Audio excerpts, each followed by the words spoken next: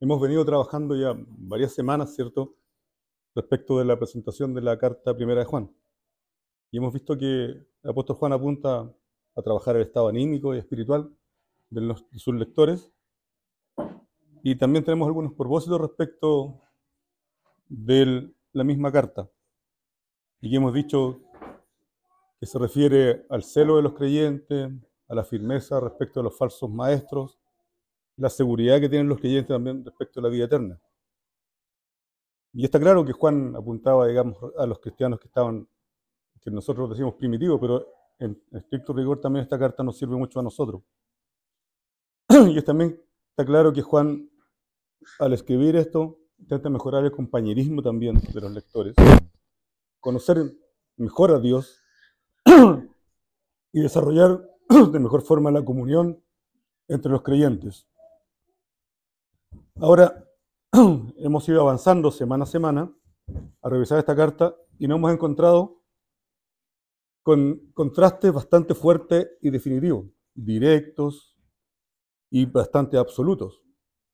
Hablamos de la luz y pusimos al frente las tinieblas. Hablamos de conocer a Dios y pusimos al frente no conocer a Dios. Hablamos de amar a nuestros hermanos y pusimos al frente odiar a nuestros hermanos. Hablamos de vida y pusimos al frente la muerte. Y finalmente esta semana atrás hemos estado hablando de Cristo y pusimos al frente al anticristo. Y hoy, hermanos, intentaremos acercarnos al contraste que significa ser hijos de Dios o ser hijos del diablo. Amén. Comencemos entonces.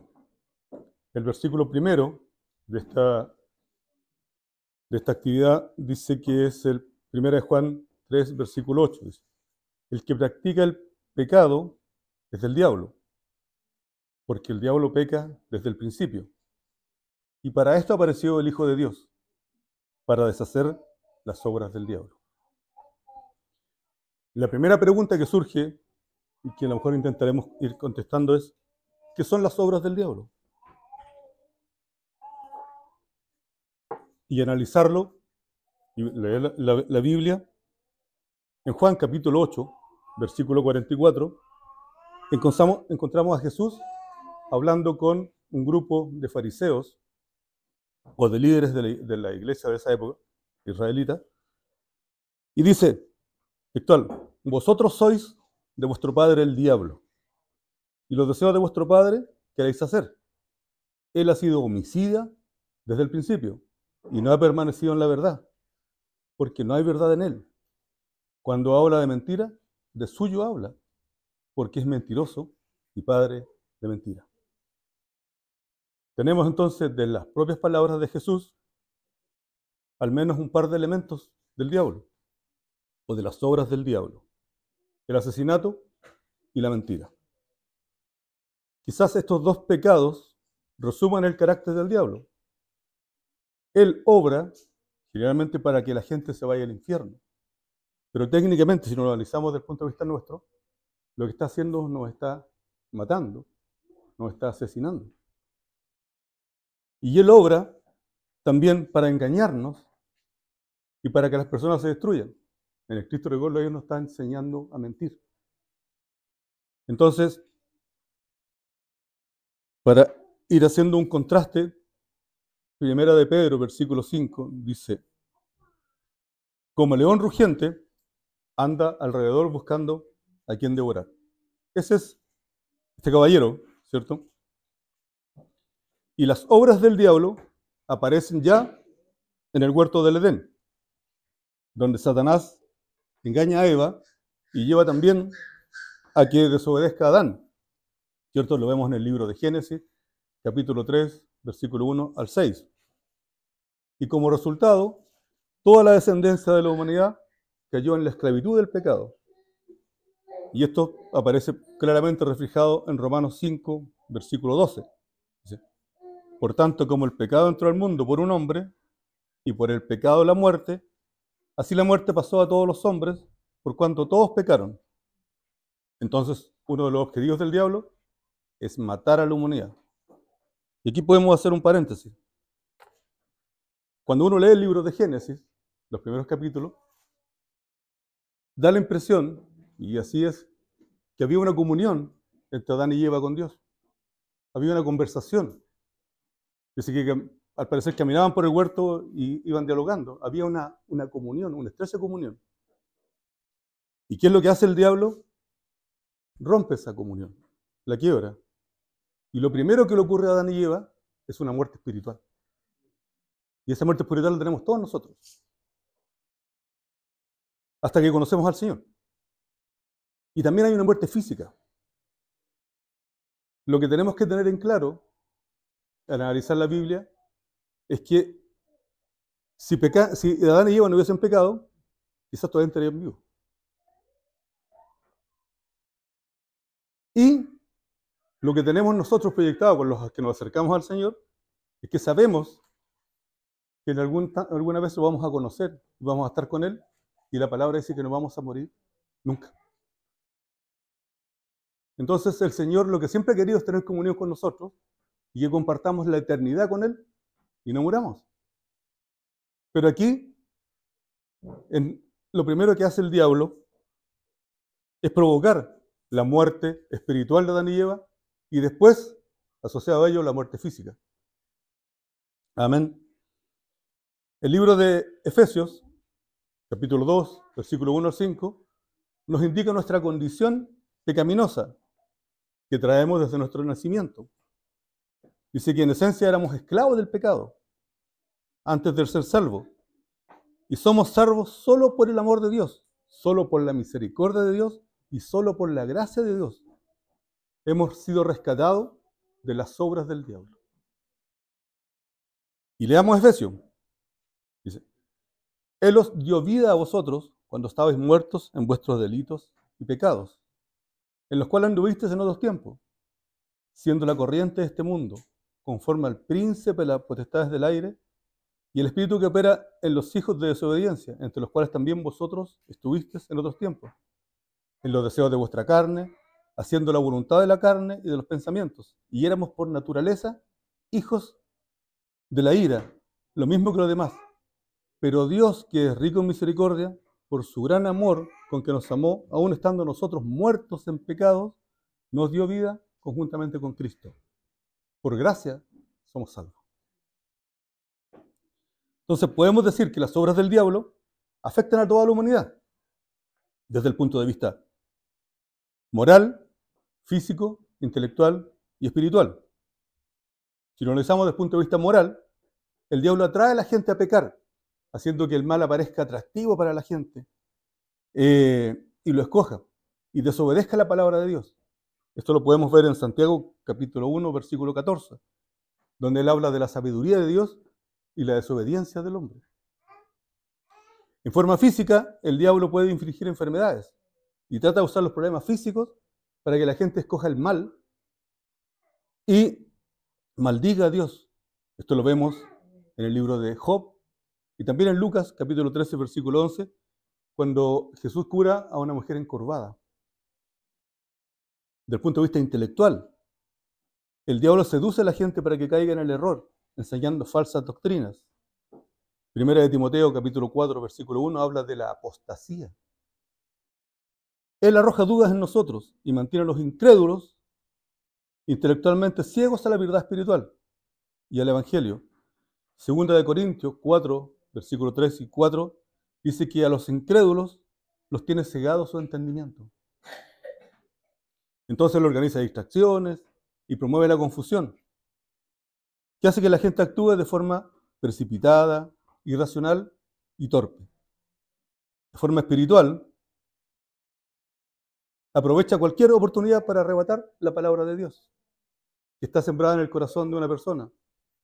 Mateo capítulo 13, versículo 19, Jesús habla de la parábola de la semilla, cuando uno siembra la semilla. Esa semilla que cae a la orilla del camino, que empieza a crecer y después muere, es un poco aquello lo que hace el diablo con nosotros. Nos aparta de lo que estamos aprendiendo. Por supuesto, también ataca a los creyentes. Intenta apartarnos de Cristo En Lucas 22, versículos 13 y 32, podemos recordar a Pedro, que había sido un apóstol de Dios, de Jesús, y cuando se aparta de Jesús, lo toman detenido, lo primero que hace Pedro es negarlo 3 veces. Ahí se nota, digamos, la influencia del diablo.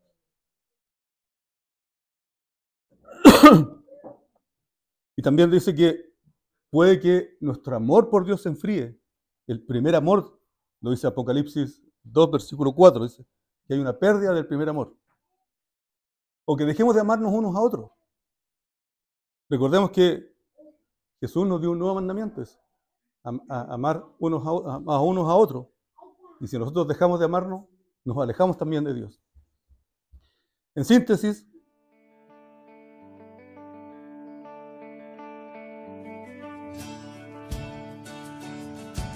las obras del diablo son para contrarrestar las obras de Dios. Siendo un asesino, Satanás trabaja contra Dios, que es vida, que es la vida. Siendo un mentiroso, Satanás trabaja contra Dios, que es la verdad. En la vida de los incrédulos, las obras del diablo es impedir que llegue a la fe salvadora en Cristo, haciendo que experimenten lo que se denomina la segunda muerte. En Apocalipsis 20, capítulo 14 y 15, se habla de aquellos que no están inscritos en el libro de la vida, se van a ser arrojados al lago de azufre. Y esa es la segunda muerte. Entonces, en la vida del creyente, las obras del diablo es tentarlos a pecar y así empañar la eficacia para Cristo o la vida en Cristo de nosotros en este mundo. El apóstol Juan, en el primer versículo, el versículo 8, nos da la razón principal de la venida de Jesús a la tierra. Para esto apareció el Hijo de Dios, para deshacer las obras del diablo. Satanás estaba muy ocupado con sus obras seguramente en esa época, y cuando apareció el Hijo de Dios, intentó incluso tentarlo a él. En Mateo 4, capítulo 1 al 11, dice, nos muestra la tentación de Satanás directamente a Jesús. Y si lo tentó a él, ¿cómo será con el resto de nosotros? ¿Cierto?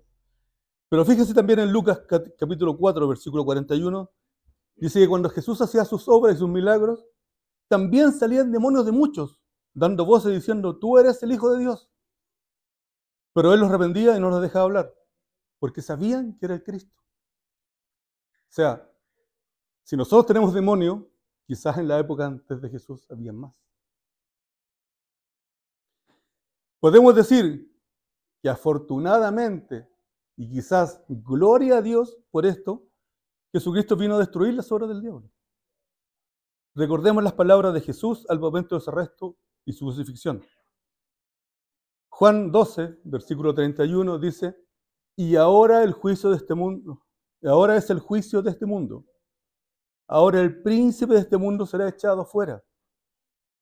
Entonces en la cruz Jesús tomó el castigo de nuestros pecados y nos dio su justicia. Por lo tanto, el diablo ya no tiene poder sobre el destino de los creyentes en Cristo. Romanos 8, capítulo 1. Ahora pues, ninguna condenación hay para los que están en Cristo Jesús, los que andan conforme a la carne, que no andan conforme a la carne, sino que andan conforme al Espíritu. La muerte de Jesús no solo destruyó las obras del diablo en relación con nuestro destino eterno, sino que nos proporcionó además una santificación personal. Los creyentes ahora tienen el Espíritu Santo habitando en nosotros y nos lleva a la semejanza de Cristo. A medida que conocemos a Jesús, a medida que practicamos el conocimiento de la Biblia, nos acercamos más a ser similar a Jesús. Quizás no lo logremos tanto pero vamos acercándonos.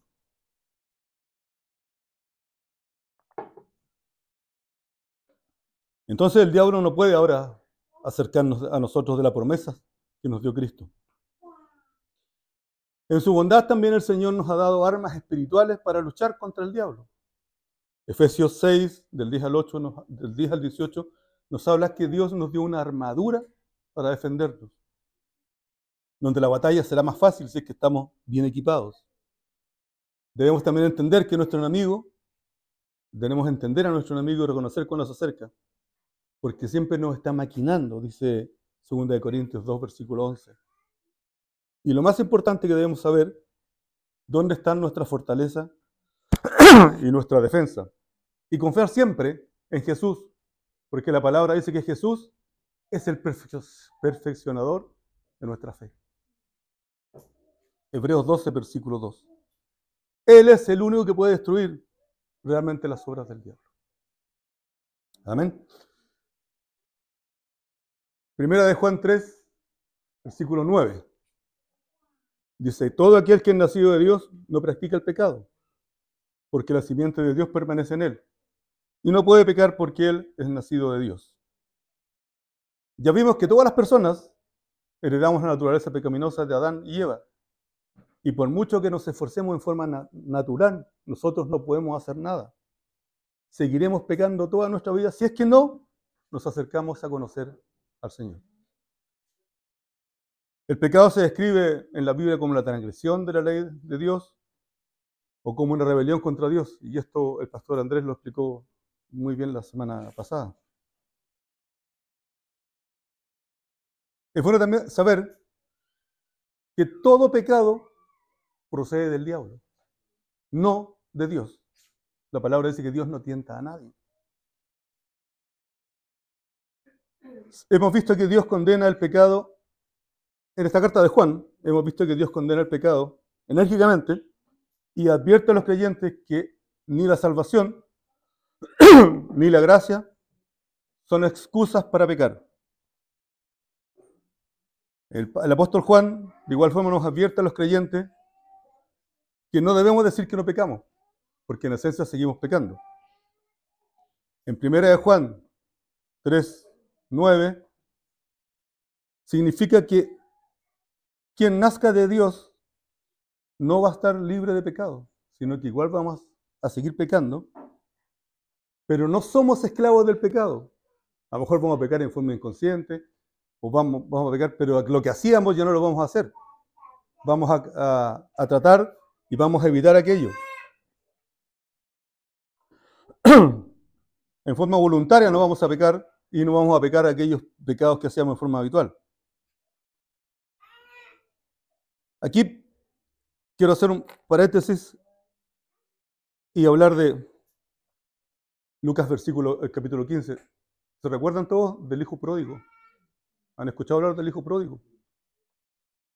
¿Se recuerdan que dice que el papá tenía 2 hijos y un hijo le pidió la herencia y se la fue y se la gastó? Ya. Voy a poner el versículo 17 y 18 nomás de Lucas 15. Después de haberse farreado toda la plata, dice, ¿cierto? Estaba trabajando, cuidando cerdos. Y veía que los cerdos tenían buena alimentación y él no tenía buena alimentación. ¿Ya? Y el versículo 17 dice, y volviendo en sí, ¿ya? Dijo, ¿cuántos jornaleros en la casa de mi padre tienen abundancia de pan? Y yo aquí perezco de hambre. Me levantaré, dice. Iré a mi padre y le diré, Padre, he pecado contra el cielo y contra ti. La historia dice que él volvió. Y ese padre, cuando lo vio venir, sacó el becerro, lo mató e hizo fiesta para el hijo. Ese es nuestro Dios. Cuando nos arrepentimos, cuando nos acercamos a Él, nos está esperando con los brazos abiertos. Y va a hacer fiesta. Va a matar el becerro. ¿Por qué? Porque como decía el texto inicial, cuando uno nace, es hijo de Dios.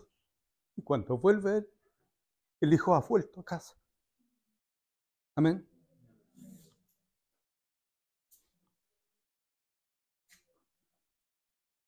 Ahora entonces, ceder al pecado no es normal para un hijo de Dios. Y en 1 de Juan 3:9 nos da la razón. Todo dice aquel que es nacido de Dios no practica el pecado, porque la simiente de Dios permanece en él y no puede pecar porque es nacido de Dios. Un cristiano auténtico tiene la simiente de Dios y no peca deliberadamente y conscientemente o habitualmente, No peca simplemente porque el pecado ya no está en su ADN. Nuestro ADN espiritual, con la acción del Espíritu Santo, no nos permite pecar, no nos permite acercarnos al pecado. Y además los creyentes tenemos el poder para vencer la tentación gracias al Espíritu Santo que habita en nosotros. Lo dice 1 Corintios 10, versículo 13. No os ha sobrevenido ninguna tentación que no sea humana. Pero fiel es Dios, que no os dejará ser tentado más de lo que podáis resistir, sino que hará también juntamente con la tentación la salida para que podáis soportar. Los hijos de Dios entonces alcanzan la madurez, reflejándose cada día más y pareciéndose más al carácter de Dios. Además, también Él nos santifica. Entonces, nos alejamos del pecado. Y al alejarnos del pecado, recordemos que nos acercamos más a la salvación. Entonces los creyentes nacidos de Dios se han convertido en una nueva criatura en el momento de la salvación. Lo dice Corintios 2, capítulo 5, versículo 17. Las cosas viejas pasaron, he aquí todas son hechas nuevas. Los creyentes ya no somos esclavos del pecado, sino que nos hemos transformado y continuamente nos vamos transformando a la imagen de Dios, apareciendo más a Él. Ahora el pecado sigue nos afectando, sí, por cierto, pero quien ha nacido de Dios se distancia del pecado o no peca. En el sentido de que no peca en forma consciente o deliberadamente o habitualmente. Entonces los creyentes ahora viven para las cosas de Dios y por la gracia de Dios, como dice 1 Pedro, versículo 1, capítulo 3. Su divino poder nos ha concebido todo cuanto concierne a la vida y a la piedad, mediante el verdadero conocimiento de aquel que nos llamó por su gloria y excelencia. Primera de Juan 3, versículo 10. En esto se manifiestan los hijos de Dios y los hijos del diablo. Todo aquel que no hace la justicia y no ama a su hermano, no es de Dios. Parece ser que tenemos siempre la sensación de que en el mundo podemos dividirlo en dos grandes clases. La gente justa y la gente perversa, por ejemplo. Pero en la realidad, y esto es fuerte, están los hijos del demonio y están los hijos de Cristo.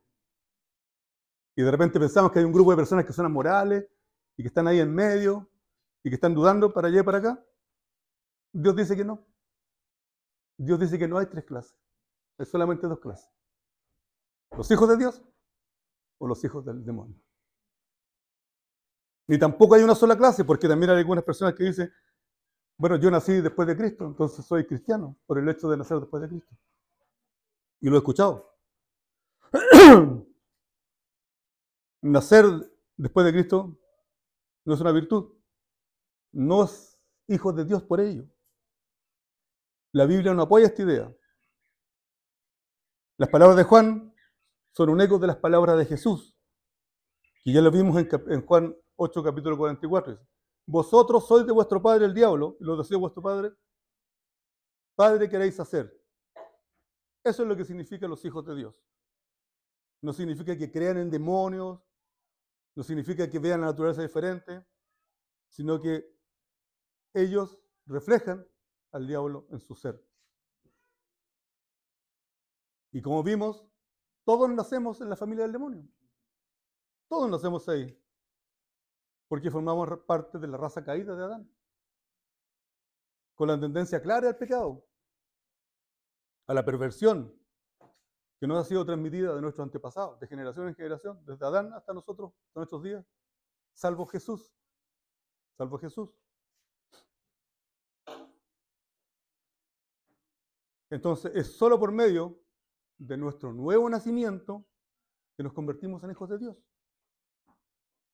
Es por ello que a Jesús le dijo Nicodemo en Juan 3:3, que era un varón culto, que era honrado, que era respetado, que era un líder religioso de su época, y que lo fue a visitar una noche, le dijo Jesús, el que no nace de nuevo no puede ver el reino de Dios. Todos tus conocimientos, su educación, su moralidad o su religiosidad carecen de valor en este sentido. A menos que aceptemos nosotros a Jesús como Señor y Salvador, no vamos a nacer de nuevo. Seguiremos formando parte de la familia, lamentablemente, y del reino de Satanás. Todo impulso del Evangelio sigue esta dirección.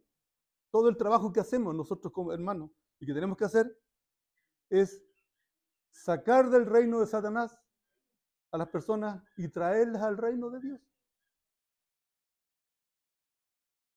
El Evangelio de Juan, capítulo 1, versículo 12, dice: mas todos los que recibieron y a los que creen en su nombre, les dio la potestad de ser hijos de Dios, los cuales no son engendrados de sangre, ni de voluntad de carne, ni de voluntad de varón, sino de Dios.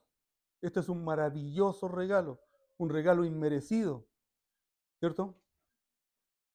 Y volvamos a recordar al padre del hijo pródigo. Ese ejemplo que da Jesús en esa parábola nos muestra a ese padre que nos está esperando. Y como decía Andrés la semana pasada, hacen fiesta cuando saben que uno se acerca a Dios. En el versículo 1, en Juan, 1 de Juan 3, versículo 10, que estamos viendo, el apóstol nos presenta dos señales claras que identifican a un verdadero hijo de Dios. Primero, todo aquel que no hace justicia no es de Dios. Indiferente de qué profesión tenga, si es una persona que está trabajando en la iglesia, si está viviendo fuera de la iglesia, si no conoce a Dios, no es un hijo de Dios. No importa cuán activa esté esa persona incluso en la iglesia, que esté desempeñando responsabilidades en la congregación cristiana. Si no tiene esa señal de identificación, si no practica la justicia, no pertenece a Dios. Se trata de una afirmación dura. Pero Juan, recordemos, estaba bajo la inspiración del Espíritu Santo, escribiendo. Y la segunda, si no amas a su hermano, tampoco es de Dios. ¿Ama usted a su hermano? ¿Amo yo a mis hermanos? Ser un hijo de Dios los va a permitir amar de forma natural. Significa más bien que debemos manifestar un amor, una preocupación por nuestro hermano. Debemos ser sensibles a las carencias que tienen o a las situaciones que están pasando. No debemos albergar odio ni resentimiento contra otro hermano creyente. Hermanos, acerquémonos a Dios y aún reconozcamos a Jesús como nuestro Señor, como nuestro Salvador, para poder ser llamados hijos de Dios. Dejemos que el Espíritu Santo habite en nosotros. No seamos hijos del diablo. Vimos que no existen términos medios. Eso es lo que yo quiero fortalecer el día de hoy. Que o estamos en A o en B, pero no existe un C, un D, no existe otra. Y finalmente, hermanos, veamos la palabra de Jesús, que dice en Lucas 11, versículo 23. El que no es conmigo, contra mí es, y el que conmigo recoge, y que el que conmigo no recoge, desparrama. Amén. Oremos, hermano. Esto es lo que un poco quería comentarle.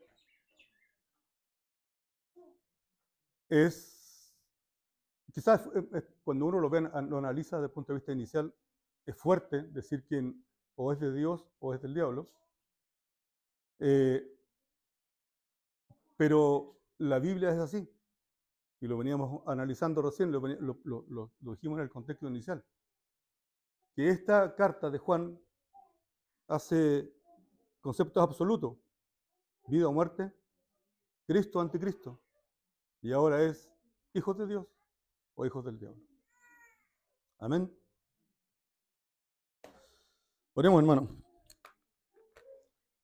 Padre, tú eres santo, Padre, tú eres justo. Tú eres El Dios del cielo, Padre, el creador de todo, Padre. Y el día de hoy, Padre, nos ha acercado a un concepto muy importante, Padre de los cielos. Nos has dicho, Padre, que tenemos que ser tus hijos, que tenemos que reconocerte, que debemos permitir que Jesús sea nuestro Señor y nuestro Salvador, que el Espíritu Santo pueda morar en nosotros, mi Rey, y que nos empieces a moldear, a corregir y a permitir acercarnos, Padre, a la imagen de tu Hijo Santo. Padre de los cielos, también permítenos, Padre amado, ser tus hijos, Padre, en los hechos. Permítenos, Padre amado, ser justos, Padre, como tú eres justo. Permítenos, Padre, tener amor por nuestros hermanos, mi Señor. Tener preocupación por nuestros hermanos. Tener cariño, Padre, por nuestros hermanos. Porque así, Padre, también podemos ser llamados hijos de Dios, Padre de los cielos. Te agradecemos, Padre, por la posibilidad de compartir, de conversar y de hablar de ti, Padre.